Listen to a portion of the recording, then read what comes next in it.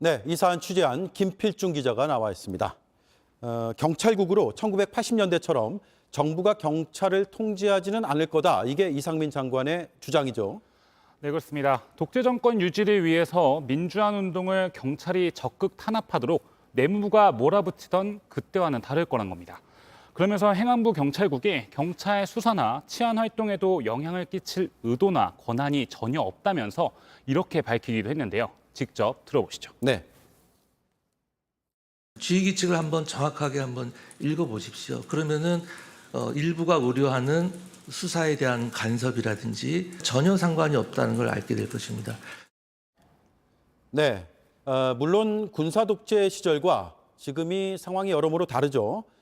그런데 우려가 있는 것도 사실입니다. 예를 들어서 대우조선 하청 노동자 파업 때 경찰 특공대 투입을 행안부가 검토했었다. 이런 보도가 나오지 않았습니까?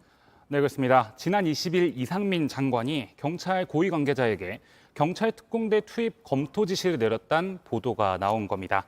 이에 대해 이상민 장관은 오늘 대응 가능 방법을 브레인스토밍 형식으로 이야기한 것이라며 행안부 장관이 경비 업무 전문가도 아닌데 투입하라 말라 얘기하는 건 전혀 사실과 다르다고 해명하긴 했습니다. 네. 브레인스토밍 과정에서 나왔다. 이 얘기군요. 예. 그것도 검토한 거 아닙니까? 일단 그렇게 볼 수 있는 여지가 있습니다. 하지만 자신이 구체적인 지시는 내리지 않았다. 이런 취지로 해석돼 보입니다. 네. 경찰국을 통해서 행안부 장관이 경찰에 인사권을 주게 되면 치안이나 수사에 관여할 수 있게 되는 거 아닙니까? 네, 경찰국이 이제 출범한다고 해서 물론 30여 년 전처럼 노골적인 수사 관여가 있을 거라고 보기는 좀 힘듭니다. 다수의 전문가들도 그렇게 말을 하긴 했고요. 다만 인사권 부분에 대해선 우려를 표시하는 전문가들은 있었습니다. 네. 법학 교수나 변호사 등에게 해당 시행령을 직접 보내서 문의를 한번 해봤습니다. 그러자 총경 이상의 경찰 공무원 임용 제청 인사권을 통해서 간접적으로 경찰 수사도 좌우할 수 있다는 지적을 해온 전문가들 의견이 있었습니다. 그렇군요.